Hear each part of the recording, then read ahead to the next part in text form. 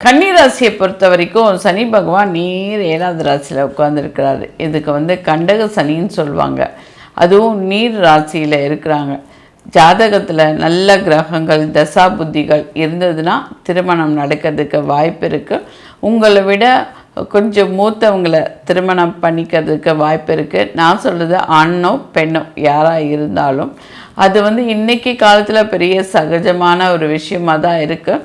அது இருக்குது. அடுத்தது தொழில் ரீதியாக உங்களுக்கு ஒரு நல்ல பார்ட்னர் அவர் உங்களை விட மூத்தவங்களாக இருந்தால் நல்லது, உங்களை விட இளையவங்களாக இருந்தால் உங்களுக்கு உதவாது அப்படின்னு சொல்லலாம்.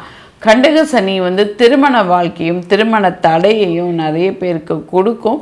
அதே நேரத்தில் ஜாதகத்தில் கிரகங்கள் உங்களுக்கு நன்மைகள் கொடுக்கறதா இருந்தால் புத்திசாலித்தனமாக யோசித்து நீங்கள் முடிவு பண்ணுவீங்க. அவசர திருமணம் கூடாது. அது நீங்கள் நீங்களாக முடிவு எடுக்கிறதா இருந்தாலும், அதாவது காதல் திருமணமாகவே இருந்தாலும் இல்லை அம்மா அப்பா நீங்கள் பெற்றோர்களாக இருந்தாலும் இந்த முடிவை கொஞ்சம் நிதானமாக எடுக்கும்போது நல்லது. இல்லைன்னா கண்டக சனி திருமண வாழ்க்கையை பாடாப்படுத்தும். குழந்தைங்களுக்கு விருப்பம் இல்லை அப்படின்னு சொல்லும்போது அந்த திருமணத்தை நீங்கள் தடை பண்ணுறதோ இல்லை கொஞ்சம் டிலே பண்ணுறதோ நல்லது.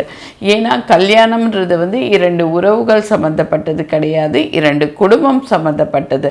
திருமணம் காதல் தான் 2 பேர் சம்மந்தப்பட்டது. கல்யாணம்ன்றது 2 குடும்பம் சம்மந்தப்பட்ட விஷயத்தினால அவசர முடிவு வேண்டாம். வேண்டான்னு சொல்ல வேண்டாம், வேணும்னு சொல்ல வேண்டாம். ஏன் இதை நிறைய எடுக்கிறேன்னா இதுதான் உங்களுடைய லைஃப்பில் சில பாதிப்புகளை கொடுக்கும்.